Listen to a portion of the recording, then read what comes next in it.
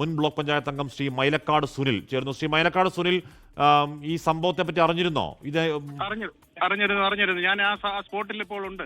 ആണല്ലേ? നടന്ന സ്ഥലത്തുണ്ട്. നിരവധി വാഹനങ്ങൾ ഇവിടെ കുടുങ്ങി കിടക്കുന്നുണ്ട്.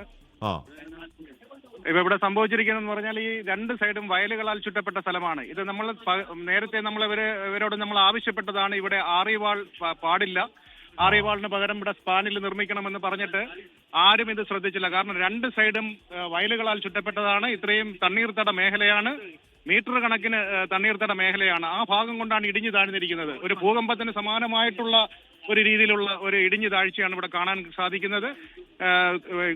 ഇവിടുത്തെ തൊട്ടടുത്തുള്ള സ്കൂളുകളിൽ നിന്ന് കുട്ടികളുമായി വന്ന വാഹനം ഇവിടെ കുടുങ്ങിക്കിടക്കുകയാണ്. എന്തായാലും ആളപായം ഒന്നും ഉണ്ടായിട്ടില്ല. പക്ഷേ ആ റോഡുകളുടെയൊക്കെ സ്ഥിതി കണ്ടു കഴിഞ്ഞാൽ വളരെ ഭൂകമ്പത്തിൽ എങ്ങനെയാണോ പൊട്ടിപ്പൊളിഞ്ഞു കിടക്കുന്ന ആ രീതിയിലാണ് അത് കിടക്കുന്നത്. ചേട്ടാ, ആ സർവീസ് റോഡ് ഏതാണ്ട് പൂർണ്ണമായി തന്നെ മണ്ണിലേക്ക് ഇരുന്ന പോലെ ആയി അല്ലേ? സർവീസ് റോഡ് പൊട്ടിപ്പൊളിഞ്ഞ് താഴോട്ട് ഇടിഞ്ഞു താഴുന്ന നിലയിലാണ്. ഒരു കാരണവശാൽ അതിലൂടെ വണ്ടി പോകുന്നത് മാത്രമല്ല, കുടുങ്ങിക്കിടക്കുന്ന വാഹനങ്ങൾ പോലും അവിടുന്ന് മാറ്റാൻ പറ്റാത്ത സ്ഥിതിയാണുള്ളത്. ആറിവാള് ഇടിഞ്ഞ് സർവീസ് റോഡിന് മുകളിലോട്ട് വീണ് സർവീസ് റോഡ് ഇടിഞ്ഞ് താന്ന് അത് വിള്ളൽ വീണ് അത് വളരെ ഒരു ഗത്തം പോലെ ആയി മാറിയിരിക്കുകയാണ് ഇവിടെ. അപ്പൊ നിങ്ങളൊക്കെ നേരത്തെ പറഞ്ഞതാണ് ഇവിടെ ഈ പണി ചെയ്തു കഴിഞ്ഞാൽ ഇത് പണിയാവുന്ന പണിയാണെന്ന് നിങ്ങൾ പറഞ്ഞാണ് അവരോട്? ഇത് നമ്മൾ നേരത്തെ അവരോട് ചൂണ്ടിക്കാണിച്ചതാണ്. രണ്ട് സൈഡിലും ഇത് വയലുകളാൽ ചുറ്റിപ്പെട്ട് കിടക്കുന്ന ഒരു സ്ഥലമാണ്. അതുകൊണ്ട് യാതൊരു കാരണവശാലും ഇത് ചെയ്യരുതെന്ന് പറഞ്ഞിട്ട് പോലും അധികാരികൾ, നമ്മൾ കൊടുത്ത നിവേദനങ്ങളൊക്കെ അതിന്റെ പകർപ്പുകളൊക്കെ നമ്മുടെ കയ്യിലുണ്ട്.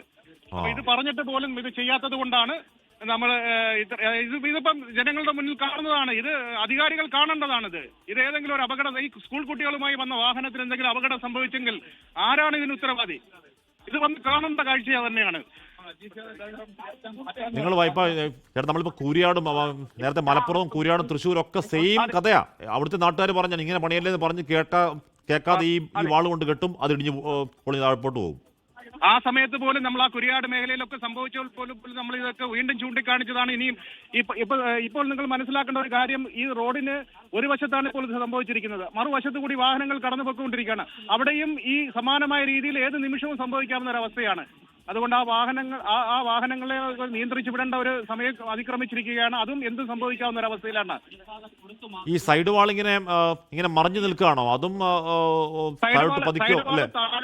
താഴോട്ട് ഗർത്തത്തിലോട്ട് താന്ന് ആ സൈഡ് നമ്മുടെ സർവീസ് റോഡിലോട്ട് താന്ന് ചെരിഞ്ഞു മാറി.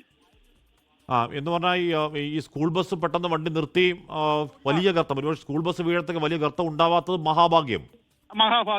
കുറച്ചുകൂടി മുന്നോട്ട് വന്നിരുന്നെങ്കിൽ ആ ഗർത്തത്തിലേക്ക് താങ്ങിയിരുന്നു. എന്നിട്ടും ഇപ്പോൾ തന്നെ ഒരു 2 കാറും 3-4 കാറും ആ സ്കൂൾ ബസ്സും അവിടെ തന്നെ കിടക്കുകയാണ്. അങ്ങോട്ട് മാറ്റാൻ പറ്റാത്ത അവസ്ഥയിൽ കിടക്കുകയാണ്. അതെങ്ങനെ എടുക്കാൻ പറ്റും? ഇപ്പൊ JCB കൊണ്ടുവരാൻ പറ്റും, എന്തെങ്കിലും ചെയ്യാൻ പറ്റും? ക്രെയിൻ കൊണ്ടുവന്നെങ്കിൽ മാത്രമേ പറ്റൂ, അല്ലാതെ അങ്ങോട്ട് നടന്നു പോകാൻ പോലും പറ്റാത്തൊരവസ്ഥയിലെ സാഹചര്യമാണുള്ളത്. അല്ലേട്ടാ, ഈ റോഡിൽ കൂടെ ക്രെയിൻ എങ്ങനെ ഓടിക്കുക? അത് പറ്റത്തില്ലല്ലോ. ക്രെയിൻ ദൂരെ നിന്ന് നമുക്ക് എടുക്കാൻ പറ്റുന്ന ഒരു